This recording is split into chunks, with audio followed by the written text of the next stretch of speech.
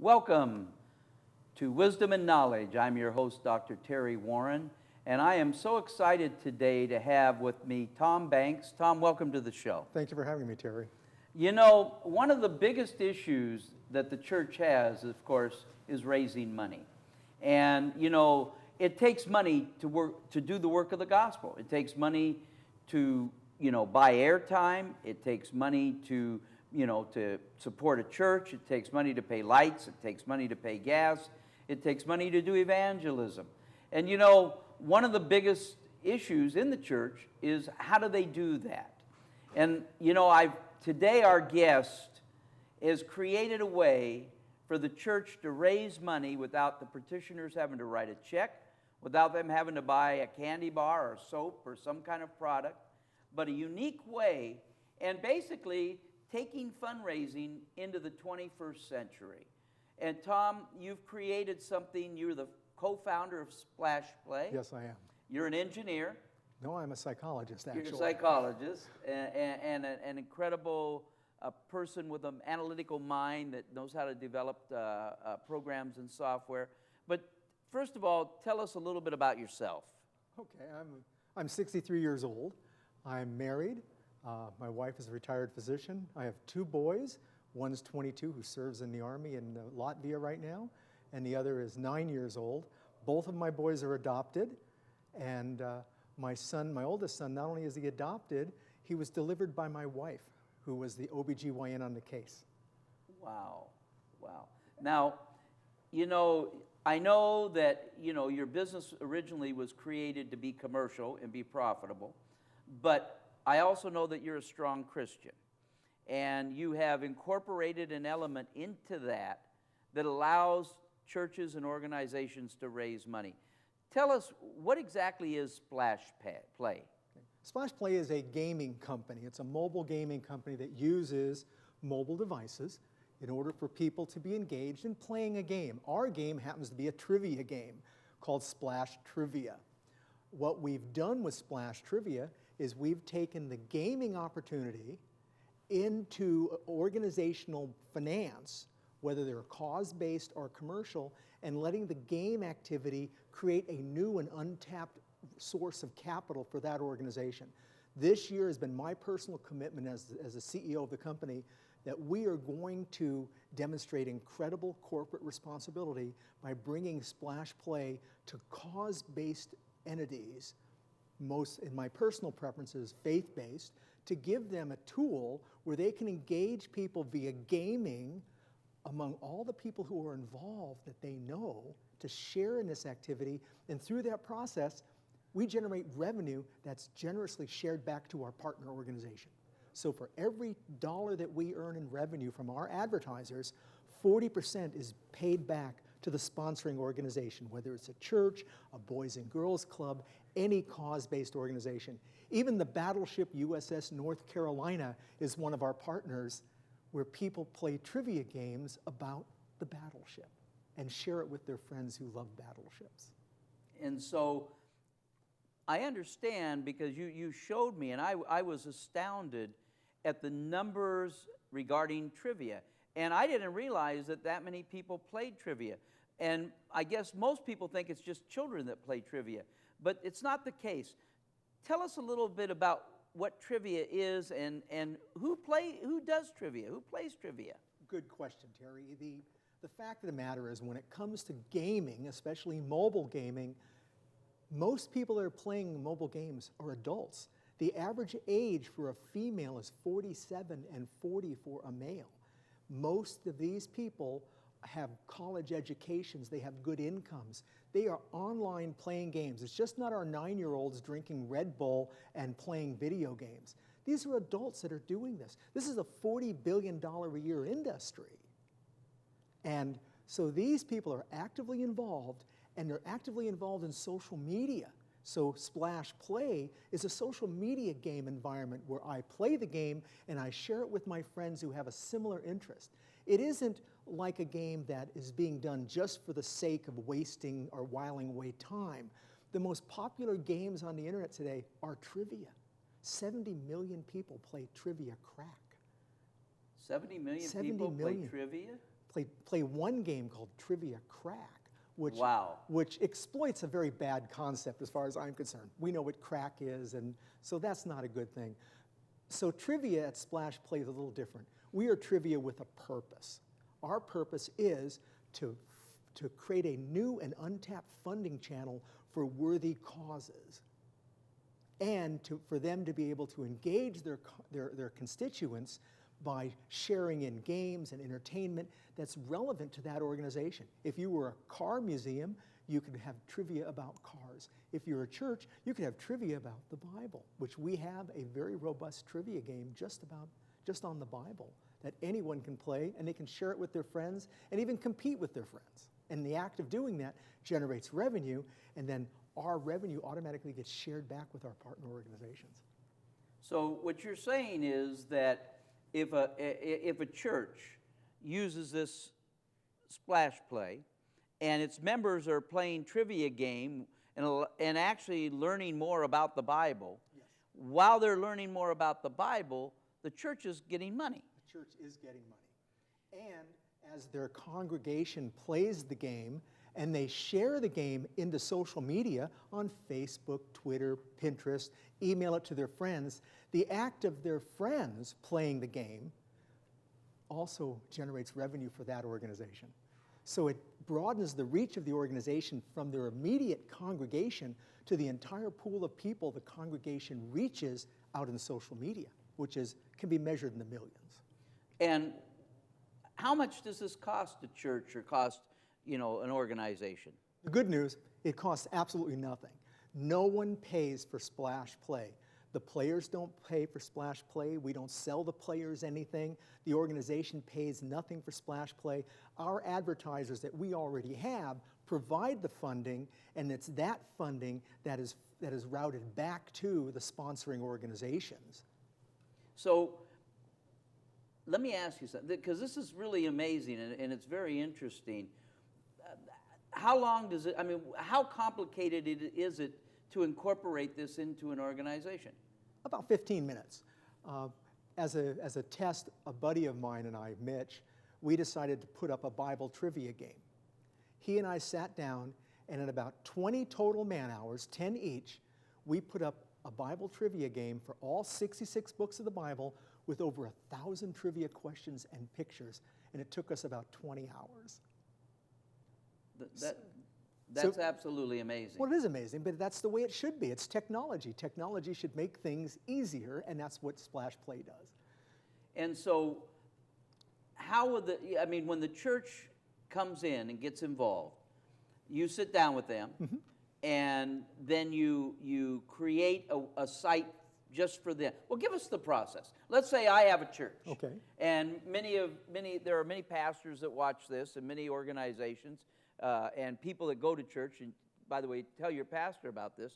But let's go through the process. Let's say I have a church, and I'm interested in doing this because I'm always trying to raise money. And anytime I can find out a way to raise money without having to spend any money, that's a win-win. Sure. Okay? And so explain the process to me. It's very simple. An organization simply agrees to do this. In turn, our technologists provision, if you will, on our servers their game. Now their game is set up, and then the sponsoring organization, if it's a church or another charity or a nonprofit, whatever it might be, they simply now can start to create their own games. And the games are simply a spreadsheet with some questions and answers. They get uploaded, and the game is up and running as quickly as that. All of our games are already there. So if an organization has their own trivia game, say a church wanted to have the history of Pastor Joe. Okay. Where did Pastor Joe go to school? What are his core beliefs, etc. Then they can create that game, and when a person plays the game, the 40% revenue share comes from that. But if during the meantime, Joe congregant decides he wants to play basketball trivia, he can do that to while away some time, and the 40% is shared from that as well. So they don't only have to play Bible trivia. When they come to the game that's associated with that organization, then everything that happens within that game experience generates an economic event to benefit the organization. It's as simple as that. So they can play other games other than the one. And now, do you assist in, let's say I started tomorrow and I wanted to get this thing right up. You have Bible trivia questions that I could actually use, Right. and then as I go, create my own.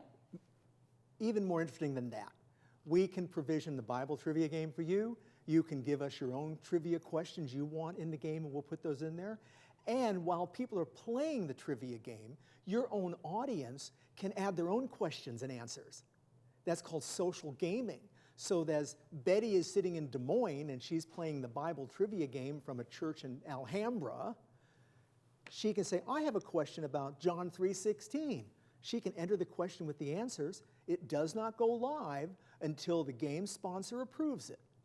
So there can't be any false information disseminated into the game because the organization responsible gets the chance to look at and approve or deny any questions. So we believe the best way for the game to grow is to let it grow organically from the audience while they're playing the game. Everybody knows something about something that would be interesting to other people. Wow. Now, one of the questions, and again, you know, the revenues are coming from sponsors, and I assume there are companies like Home Depot and Coca-Cola and Pizza Hut or whatever the case may be. Yes. But I always know that organizations are very concerned about where their money comes from. They're concerned that, you know, they don't want to all of a sudden find out that, you know, Budweiser has contributed to them, and so now their church is being on the front page of their local newspaper because they took money from Budweiser. Is there a screening process by which the church, you know, you make sure that the advertisers that are on there are you know, there's not an adult bookstore or an alcohol company or cigarette company? Yeah, first of all, as a Christian and the leader of the organization, we set the standard. It has to be family friendly. This is our choice. If an organization says, by the way, we just want to make sure that there's no firearm ads or bail bondsman ads or something that would be unacceptable, they just need to tell us, and those will be filtered from the ad pool that comes from all of our national advertising sources. So we're not unwilling to do that. Recognize the fewer the ads, sometimes there's less money that's generated, but it's a matter of balancing between what's right and money. So we absolutely want our partners to be proactive with respect to their standards that they establish. Okay. But I'm pretty sure, based on my value system that we apply here at Splash Play, there's nothing they're going to ask of us that isn't already being done, because it's got to be family friendly. This is not about doing anything to make money. As I said to you once we were chatting, I'm a technology guy. We could have created Snapchat. We could do anything. I could create a pornography site. I have a technology background. I just choose not to do those things. Right. I choose to do good things. I've been in healthcare my whole life, doing information management for good causes. And at this point in my life, it just made sense to do this with this underlying motivation to demonstrate good corporate responsibility. You know, you're listening to this and you're saying, wow, well, you know, that doesn't seem like you could really generate a lot of money by doing this. And you gave me some of the numbers, right, and I was just blown away at how much money really could be raised. I know that you say that the trivia is how much a year? Well, it's the most played game format on the internet. One company alone, Trivia Crack, has over 70 million people playing their game. 70 million people. But let's take a typical church of a couple of hundred people. Mm-hmm. And, you know, they're trying to raise a few $1,000s for missions or whatever the case may be. How realistic is that? I mean, give us a hypothetical situation. It's very realistic. What we talk about in the internet and marketing, we talk about reach. What do you reach? And what you reach is your direct congregation. If you have a congregation of 500 people, that's 500 people. But let's not forget that there's more than that 500 people. Those 500 people, statistically, are probably on social media. Statistically, they have upwards of 300 friends on social media. So for every one person in your congregation, they touch 300 people, and that person touches 300 people. If they are all connected with a common interest, which happens to be the love of Jesus, Then I'm playing the game in this as a congregant, and I'm sharing it with Terry. I press a button and it goes to Terry. You got to play this game. This is neat. Terry's a Christian. He goes, I can get into this. And Terry goes, wait a minute, I have friends that are following me on Facebook. I'll post it on Facebook. That's the definition of viral growth. The average person in America has 300 connections in social media. So if you start from Terry, and Terry goes to his 300 people, and those 300 people go to their 300 people, within 3 tiers, Terry reaches 20 million people. Now, you don't know those 20 million people. That's your typical geometric growth. But when something resonates within social media, that's when a viral event occurs. It cascades through all those connections. I believe that by bringing Splash Play into organizations where people have a common cause interest, the love of Christ, the love of the Word, the interest in supporting their cause, they will then share that with other people that they already have that same relationship with. You will share it with your brother in Des Moines, and he'll go, sure, I'll play this game. Wouldn't you call your brother in Des Moines and say, would you support little Bobby in the walkathon or buy Girl Scout cookies? We do this all the time. I'm just going to ask my brother in Des Moines, just play the game. It doesn't cost you anything. And you might learn something about the Bible. You might be entertained, and the side effect of doing that is the economic reward that flows back to the sponsoring organization. We say play, splash, play a lot, and share it with everybody. Wow. Well, give me just a hypothetical situation of a church with a few hundred people and everybody's playing. Nobody's quoting you, but I saw a chart in a PowerPoint that you have, and I was like, I'm looking at this number, and I'm going, this is not possible.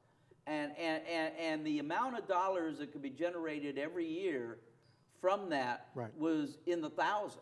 In the thousands. If you had an organization that had 10 or 20,000 people in your reach, say you're a charity that for women's health issues, and you deliver emails and letters and social media to 10 or 20,000 people, if you could get 5% of those people to actively play the game, encourage them to play the game, and encourage them to share it with their friends, they could be looking at hundreds and hundreds of thousands of dollars of capital reward.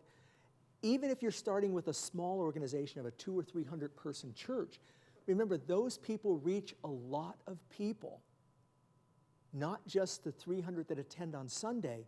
Each one of them reaches 200 or 300 in social media. Your job is to encourage them to share it, just like our job is in church to evangelize. This is another form of evangelism.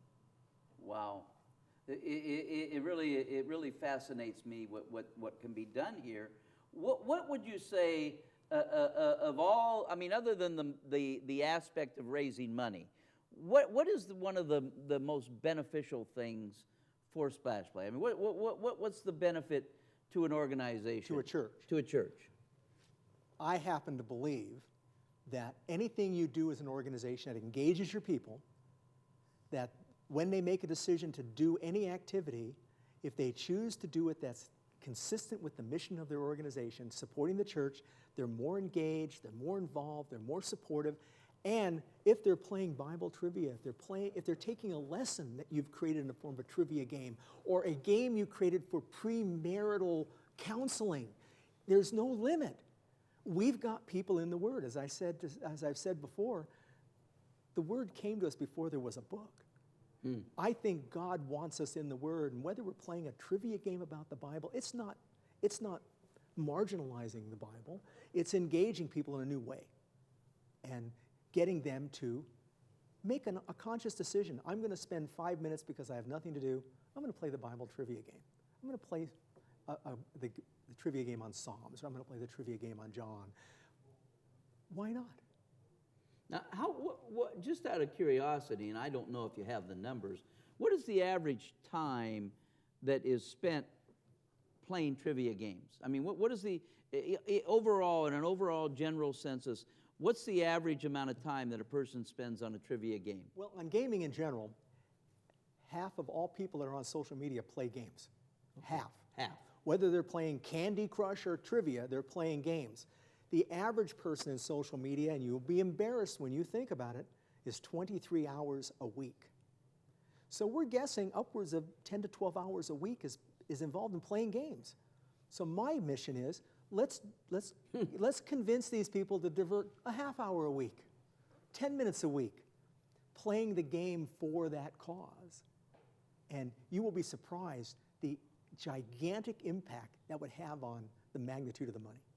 If you got 300 people that spent a half an hour a week playing trivia, a half an hour, that's 150 hours. That's hundreds and hundreds and hundreds of questions. And all of that is where the money comes from, because every time there's a question, there's an advertiser support that goes along with it. The more questions that are answered, the more advertiser support, the more revenue there is, and there's more money to be shared with the organization. Now, there's another very interesting element to this, and it's the fact that you have built into it the opportunity, so when people are answering the right answers, they win points. Correct. And we only have about 7 or 8 minutes left, but they win points, and then the organization can give them something as a prize, so you could create a competition of the youth to answer questions. That's right. And then the person that won that might win a T-shirt that's a Christian T-shirt, or might win a Christian CD. It could be done as a contest, but more often it's done as just a loyalty program. Every time you answer one of our questions, if you answer it quickly, correctly, you can get as many as 15 points. If you get it wrong, everybody gets 1 point. Those points accrue, and so if it's your church, it'll accrue in my account in Splash Play associated with that church. So I can see that Tom has earned 3,000 points in your church. The church can set up a loyalty program that says, for 2,000 points, you get a Bible. For 5,000 points, you get lunch with the pastor. Whatever it is, be creative and give the people a reason to play the game, and it excites more loyalty. Wow. So by encouraging them to play the game, they are raising money for the church. Correct. Or for missions or whatever the church deems that this game be used for. They could play a game just for the Malawi mission. All the trivia about Malawi or Myanmar, wherever they're going. Wow, that's amazing. Instead of asking people for money, ask them to support by being engaged in play. And while they're doing it, they're learning about Myanmar and Malawi, not just writing a check. It gets them engaged. Wow. And you know, children can play it, adults can play it. You can play it on the internet. You can play it on your phone. Correct. And you set all that up for the church. Correct. So, you know, it's just automatically in place. Correct. And to play the game, our game is called Splash Trivia. So to play our Bible game, you go to www.splashtrivia.com/A189. You go to that, you type that into your browser, and you will come to our Bible trivia game, and you can play all 66 books of the Bible. Now give us that address again, because it's splashtrivia.com/A189.